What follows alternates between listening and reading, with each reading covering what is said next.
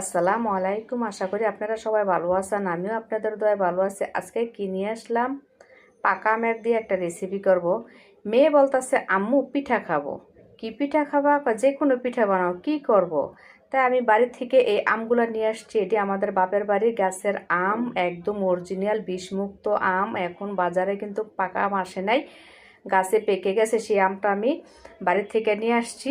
এখন এই আম দিয়ে আজকে আমি পিঠা বানাবো, আমের পিঠা। তো কিভাবে করব আমার সাথে থাকুন, দেখতে থাকুন। ফুল ভিডিওটা অবশ্যই দেখবেন এবং আপনাদের দেখার জন্য সবাইকে আমি অনুরোধ করলাম। এখন আমি আমগুলা ভালো করে ছিলে নিচ্ছি। দেখুন কিভাবে ছিলে নিচ্ছি। এইভাবে আমগুলা ছিলে এখন আমি চিপে একটা ছাঁকনির সাহায্যে এবং ছেঁকেও নিব।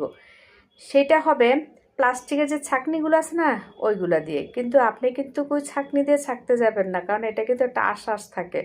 তাই প্লাস্টিকের এই যে ছাঁকনিটা দিয়ে কিন্তু আমি আমগুলা ছেঁকে নিয়েছি যতটুক যায়। সব যে এটা হতে হবে তা না। দেখুন ঠিক এইভাবে ছেঁকে নেবেন। ছেঁকে নেওয়া শেষে এখন আমি যেটা করব সেটা হলো, এখানে আমি এই চিনি মিশাবো।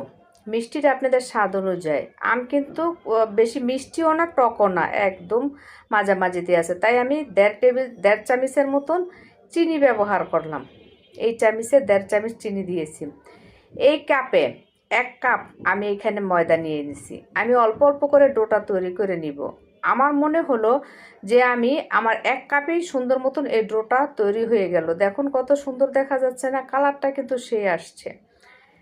এবং এখন আমি যেটা দিব সেটা হলো, এটাকে আমরা বলি গুয়ামুড়ি, যেটা দিলে এই পিঠাটা খেতেও খুব মজা লাগে। কামড় দিলে খুবই একটা সুন্দর স্মেল আসে।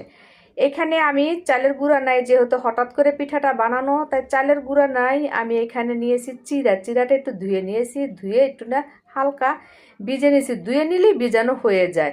চালের গুঁড়া না থাকলে আপনি এইভাবে ঘরে চিরা থাকলে চিরা দিয়ে করতে পারবেন। সামান্য আমি স্বাদ মতন লবণ দিয়ে দিলাম। দিয়ে দেখুন এখন হাতের সাহায্যে কিভাবে সব উপকরণগুলো আমি একসাথে এখানে মিশিয়ে নিলাম। এখন আমি একটা কড়াই বসায় দিয়েছি, এখানে তেল দিয়ে দিয়েছি। এখন আমি দেখুন ঠিক তালের পিঠা যেভাবে আমরা বানাই না, ঠিক এইভাবে বানিয়ে নিয়ে নিব। আমি যখন বানাচ্ছি কি যে একটা সুন্দর স্মেল আসছে, আপনাদেরকে বোঝানো যাবে না। তালের যেমন একটা তালের পিঠা বানালে যে একটা স্মেল আসে, ঠিক এরকম একটা স্মেল আসছে। দেখুন এইভাবে আমি এখন পিঠাগুলো উল্টাই দিচ্ছি। দুইটা উপকরণ দিয়ে যে এত মজাদার একটা আমের পিঠা হয়, আপনারা না খেলে বুঝবেন না। অবশ্যই আপনারা যারা এখনও